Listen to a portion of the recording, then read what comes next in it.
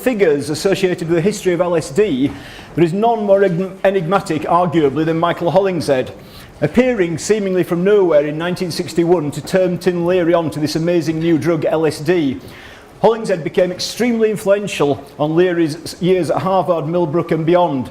He was a Zelig-like character and a key player in London's early LSD scene, and in 1965 was sent to London to form a cultural beachhead for Leary's LSD philosophy via the World Psychedelic Centre in Chelsea. I'd be very surprised if there's anyone here tonight who hasn't heard at least a little bit about that's my opening slide, lots of pictures of Hollingshead on.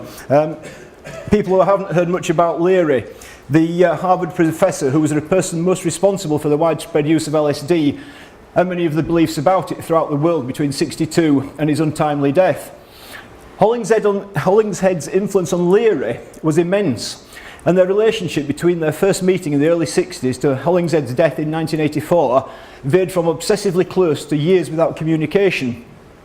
But although Hollingshead was influential on Leary, Hollingshead and his role in Leary's rise to celebrity status and in the broader history of psychedelic culture is either minimised, misrepresented, or completely ignored in most books and essays. So in 30 minutes or less, it's impossible to do justice to even a small part of Hollingshead's life. And so today I'm going to focus, albeit briefly, on Hollingshead's return to London in 1965 and his time there until he was imprisoned in May 1966. And that's why the title slide, if you saw it, was called Beachhead London. As you know, Joey Mellon has introduced my talk. I'm extremely privileged for that to happen because what I'm talking about is the scene in London that Hollingshead was involved in with Joe. So I'm just hoping that my facts are even vaguely right. After Hollingshead had turned Leary onto LSD, Hollingshead quickly became a central figure in Leary's circle of scientific, serious explorers. But Hollingshead was not bound by any scientific ethics, or indeed by any ethics at all. Morals and other such qualities seemed to have eluded him, but yet he seemed to have grasped the fundamental truth about psychedelics, which was later played down by the Love and Peace generation, which is that they are essentially a consciousness amplifying tool and can be used for almost anything if the will of the user wishes it, and can and has been used for anything from close combat fighting in wars, serious rock climbing in Yosemite, and you name it, people have done it on acid and used it for it. It's a tool. But who was Hollingshead? You can see his autobiography slide up there, and I'll hopefully reveal who and what he was all about in my biography, which is being published sometime next year. But was he a fool, an acid guru, a trickster, a black magician, psychologically and emotionally disturbed, a junkie and an alcoholic, a charlatan, a secret agent, a genius, deeply spiritual, a catalyst for social change, the man without whom Timothy Leary would not have happened, the man who turned on the world, or the man who turned on the world in his later life, a selfish sociopath, charismatic, a criminal, and a police informer. Well, in truth, it was all of those and much, much more besides, possibly one of the most complex characters in psychedelia's history. If we were to sum him up very briefly in the terms that a certain Mark Stallman might use, we'd call him a radio man in a television world, trying to attune and retune himself to the age of psychedelics. From a close reading of all available literature, plus documents and letters I've accessed at the Leary archive in New York City Library, it appears that Leary and his close colleagues, such as Metzner and Alpert, couldn't really get the measure of Hollingshead. He was difficult, disruptive on group LSD trips, trying to manipulate or dominate the proceedings. Yet when confronted about this, he just turned on his English charm and they all forgave him. Despite Hollingshead's obvious shortcomings, Leary initially fully supported him, and everyone had a sneaking respect for him and the path he had now set them on. The relationship between Leary and Hollingshead ran hot and cold for a number of years. Hollingshead travelled to and from Britain several times between 61, 65, bringing in and distributing large amounts of LSD, making plans with Alex Trockey to found the Sigma organisation, and making connections with Britain's growing band of psychedelic movers and shakers, including old Etonian Desmond O'Brien, a Lloyd's of London underwriter who was to help Hollingshead in 65. Hollingshead eventually went to live with Millbrook, and as we all know, all manner of psychedelic experimentation went on at Millbrook, with Hollingshead working hard on ways of understanding, enhancing it, and expressing the psychedelic experience. Psychedelics were used in religious contexts, spiritual techniques such as yoga, the I Ching, and basically people often tried to see how high and for how long they could stay in a stratospheric state, and so on. And besides Leary, most of the psychedelic luminaries of the day either visited or stayed at Millbrook. And there you've got Metzner and Alpert being the mainstays.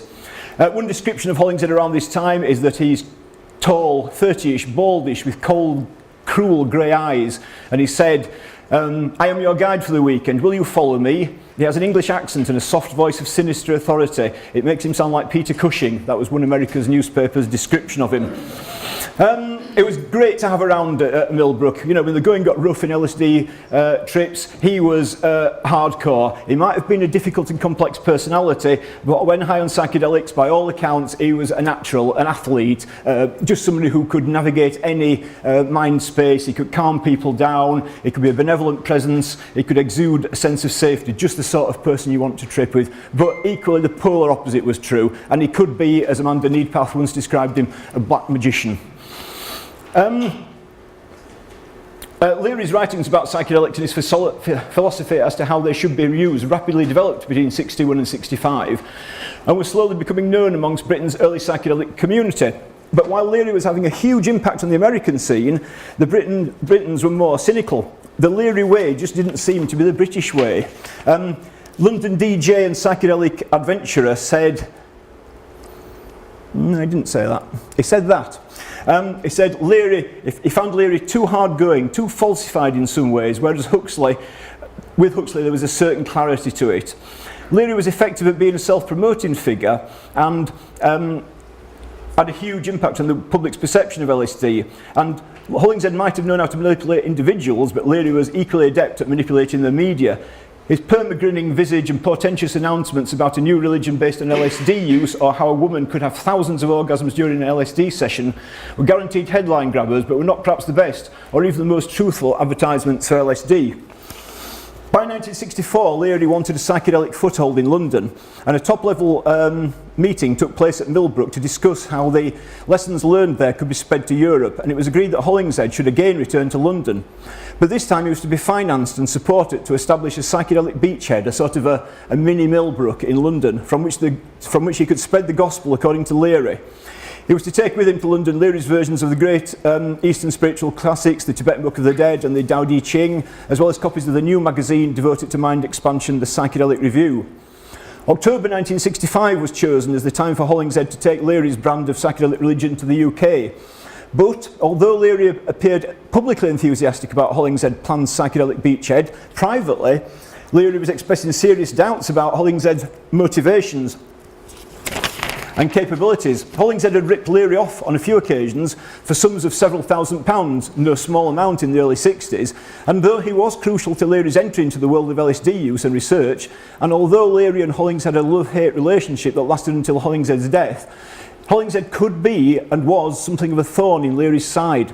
The plan to send him to London as Leary's advance guard may have been a last-ditch solution to get him out of Millbrook and Leary's immediate circle. And Barry Miles, the sort of British biography of the 1960s, who's quite frankly good but not always right, and his books are sometimes full of errors, recalls Leary telling him, ignore that, when Dick Alpert and I stood on the dock in New York waving goodbye, I said to Dick, well, that writes off the psychedelic revolution in England for at least 10 years. Now, that's hardly the sort of thing Leary would say if Hollingshead was really capable of acting as his apostle for the planned European psychedelic revolution. Perhaps Leary just saw the whole process as either something that would work, or at least it would get him Hollingshead out of his hair for a while. Whatever Leary was up to, Hollingshead took him at face value and vowed to make his assault on the London acid scene a success and to pave the way for Leary's triumphant arrival in January 1966, believing that then Leary would hire out the Royal Albert Hall for a huge psychedelic jamboree involving the Beatles or the Stones, psychedelic artists and poets and so on. At the end of the evening, Hollingshead would then introduce Leary as the High Priest of Psychedelia. Hollingshead arrived in London in Britain on the 5th of October 1965. picked up at Southampton by oldie Tony and Desmond O'Brien, and after a few weeks staying at the Berkeley Hotel and O'Brien's flat, they took out a lease on flat 225 Pont Street in London's ever-fashionable Chelsea district. This became the rather pretentiously named World Psychedelic Centre, funded by O'Brien.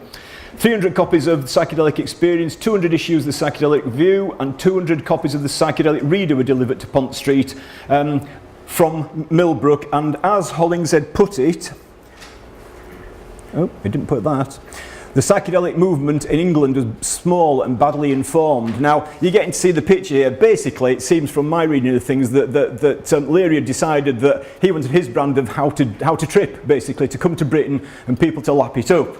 And by saying the psychedelic movement in England was small and badly informed, I think it is rather arrogant.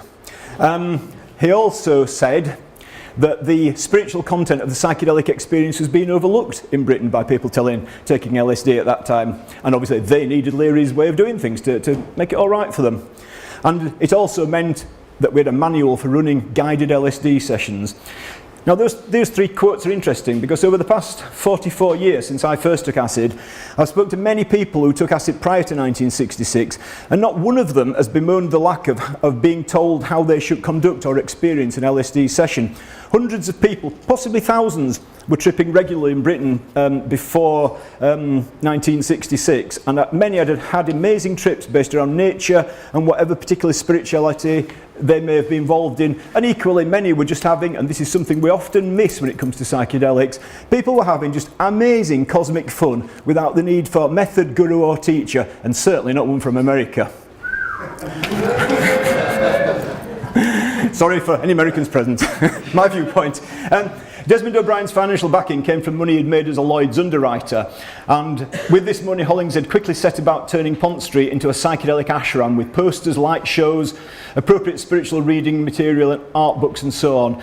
Acid was sold from there in large quantities and frequently given away, and many people visited there to be turned on by Hollingshead, although not, as he states in his autobiography, any of the Beatles or Donovan. If you've read The Man Who Turns on the World, there's a huge list of who he says he turned on at Pont Street. From speaking to various people, I would say maybe only half, if that is actually true. He did like to big himself up, did Hollingshead. Around that time then, the London LSD scene consisted of several, I suppose, major locations to which psychedelic pioneers gravitated. Trocky's flat, the house at 101 Cromwell Road, antique dealer Chris Gibbs' luxurious Cheney Walk residence, and now Pont Street. Each of these scenes having their own philosophy and view on how LSD should be used. Now, most experienced LSD users of the time advocated doing whatever you wanted whilst tripping, as long as you were safe, having as much fun as possible, and let the insights arise spontaneously. But as we know, Hollingshead held Leary's view that there should be structure to the experience, which should have a guide skilled in the use and meaning of Eastern sacred texts, coupled with light shows and readings to guide one through the various stages. I mean, I managed perfectly well without all that, but, you know, this was what people were told at the time.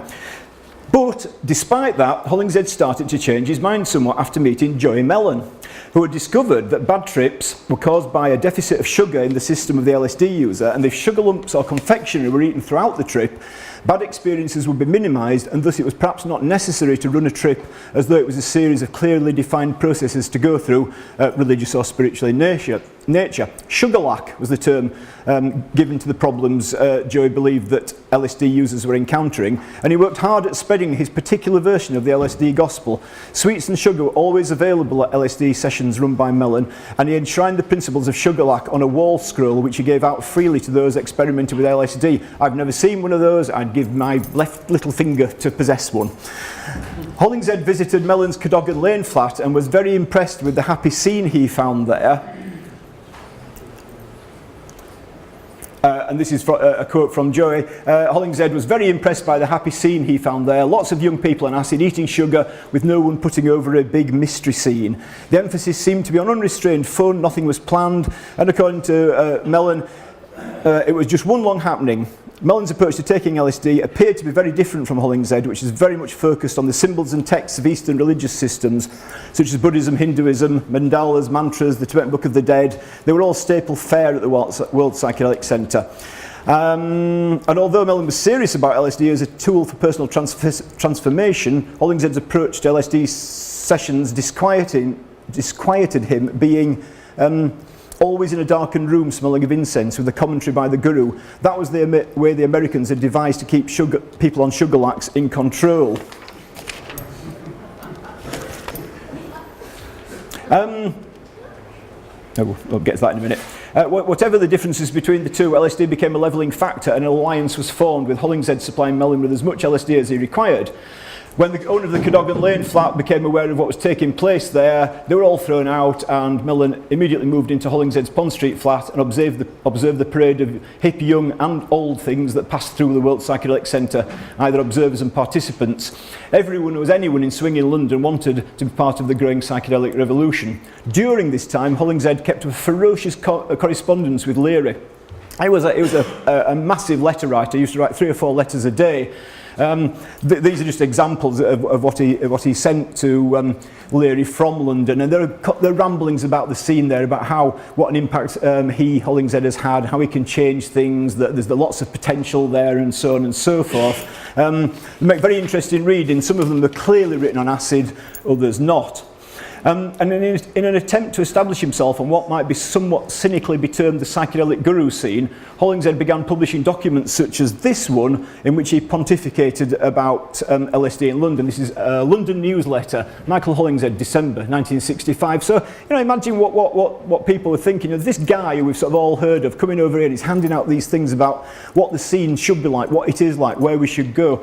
A lot of people I've spoken to weren't entirely happy, but Hollingshead had a bit of an ego complex. I think he wanted to impose his ego. In a way, I think he was a bit of a wannabe Timothy Leary, and many people I've spoken to him and knew him well agree with that.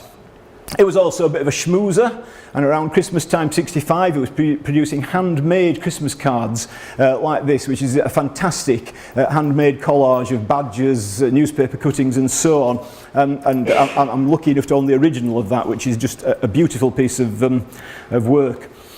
As 1966 dawned over Pont Street, Hollingshead was as high as ever, confident he could have a major effect on the UK psychedelic scene. But word now had reached the authorities that even though acid was legal, a number of psychedelic evangelists were plying their trade in London, and more people were turning to LSD as their drug of choice. Big fun was clearly being had, minds were being blown, and new ways of thinking and living were coming into being. Behind the scenes, the authorities took a dim view of the untouchable goings-on in flats around London. So, January 1966 found Hollingshead's planned hopes for a psychedelic revolution in Britain beginning to unravel. The original plan of him establishing the beachhead, followed by Leary joining him for a rally at the Albert Hall, was in tatters, because in January 66 Leary was on bail for possession of marijuana, couldn't leave America, and his impending trial in February cast a long shadow over Hollingshead plans. The 24/7 activities at Pont Street were drawing attention from the police, and undercover parties were also attending. Undercover police were attending some of the parties there and just partaking in whatever was going on. I don't know, but I was told by Hoppy Hopkins that those 2 slides were taken in the World Psychedelic Centre in Chelsea. I mean, I have no idea if they are, but that was typical of the scene at that time. Even worse, on January 25th, 1966, Hollingshead was arrested for the first time. It mentions it on that charge sheet there. Not surprisingly for LSD, because that was still legal, but for cannabis and morphine, and he was bailed until March 8th. Despite this early warning that the force of law and order were circling, the parties and LSD initiations at the World Psychedelic Centre and elsewhere continued. But Hollingshead now was using more and more methadone and more heroin to balance out the vast quantities of pure LSD he was taking. It was very common for acid users to use methadone at that time, because that gave a bit of forward propulsion to what could be otherwise an overwhelming experience. And quite frankly, Hollingshead just appeared to like heroin, and he was taking acid by night and coming down using the other heroin by day. You might say, well, what could possibly go wrong? Well, it seems that during the winter of 1965, the police had formed some form of dubious, unholy allowance with the scandal sheets, the Sunday newspapers, the News of the World, with the Sunday People, and other gutter journalists, desperate to dig up some dirt on this new drug that was giving people so much pleasure, because you can't have people having pleasure. It's just not right. Undercover journalists and police were going to the flat and seeing what was going on. Some of the police were allegedly accidentally dosed. And the powers that be decided it was time to act. On the evening of the 4th of March, Pont Street was raided again, and Hollingshead, along with Joey Mellon and 7 others, were arrested and charged with an array of offences concerning heroin, morphine and cannabis. Once again, the police found no LSD because they had no real idea what they were looking for, and other than it being controlled by the Poisons Act at that time, it was still essentially legal. That's the March 8th bail sheet there. Hollingshead freaked out. The pressure and the drugs finally got to him and he jumped bail, we think, to Norway, his old 1950s stamping ground. The World Psychedelic Centre was unravelling fast.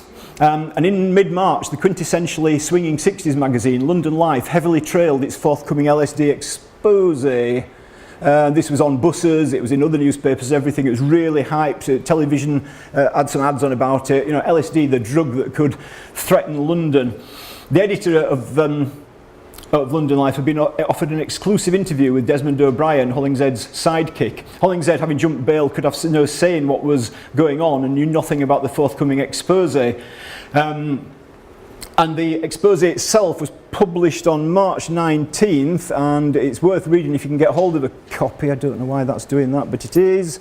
It was headed "The Drug That Could Become a Social Peril," and the article opened with Desmond O'Brien rather unwisely, introducing himself as Mr. LSD and nonsensically claiming that anyone could take control of London simply just by putting LSD in the water system, which, as we know, is a complete myth. It can't be done. You'd have to have more LSD than ever existed, and it probably still wouldn't work. The News of the World and the Sunday People also ran exposés of London's LSD scene and told torrid tales of what their undercover reporters had witnessed at Pont Street and elsewhere. The tide was rapidly turning on LSD's fortunes, and within a few months, by the autumn of 1966, LSD would be made illegal in Britain without any serious tests being done to demonstrate why it should be legislated against. It just went through on the nod. Hollingshead was on the run and was finally arrested in Norway, and after missing 2 court appearances, Interpol was alerted and he was brought back by 2 police officers who were sent out there to fly him home in handcuffs. On the plane back to London, according to stories told by Hollingshead later, and I've had this from 3 separate people who have never met each other, so I believe there may be some truth in it, especially knowing Hollingshed's character. Whilst on the plane, he managed to dose the police officers with acid, get out of the handcuffs and continue his freedom in London for a few days before handing himself in. Whether that's true or just further examples of Hollingshed's self-aggrandizement, we'll probably never know, but I like to think it's true. Hollingshead was sentenced on 24th of May. Although he could have had legal aid or paid for legal representation, Hollingshed's ego and megalomania got the better of him and he decided to conduct his own defence. He compounded this folly by arriving at court high on acid, which, as he notes in a classic piece of understatement, quote, enhanced the unreality of the scene. Well, duh. He was sentenced to 21 months in custody. So that was it, the dream was over. Hollingshead and Leary's aspirations for their version of a psychedelic Britain were over, and although Leary would visit occasionally, there was never any huge rally with the Beatles or the Stones. And although Hollingshead went on to have many adventures within psychedelic culture in Britain, America and Nepal, all of which will be revealed in my forthcoming book, he never quite achieved what he set out to do. His drug habits and his complex personality constantly seemed to undermine his best efforts. And I'm going to give the last word today about Hollingshead, which again comes from Joey Mellon, who said he was sex mad and he didn't get enough because he was off-putting to girls, sort of driven and mad.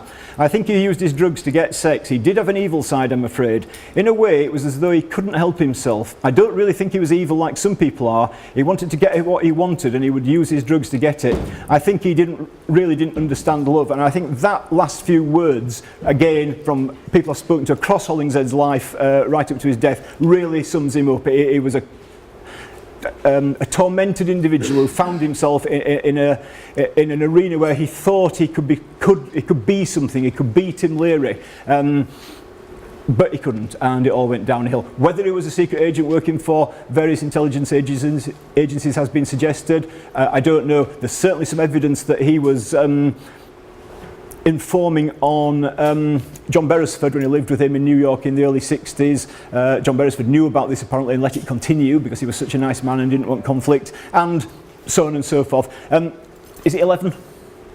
In that case, I've come to the end. It's break time now, so if anyone wants to ask me any questions as I pack up, that's fine. I'm around all weekend if anyone wants to speak to me, and thank you very much.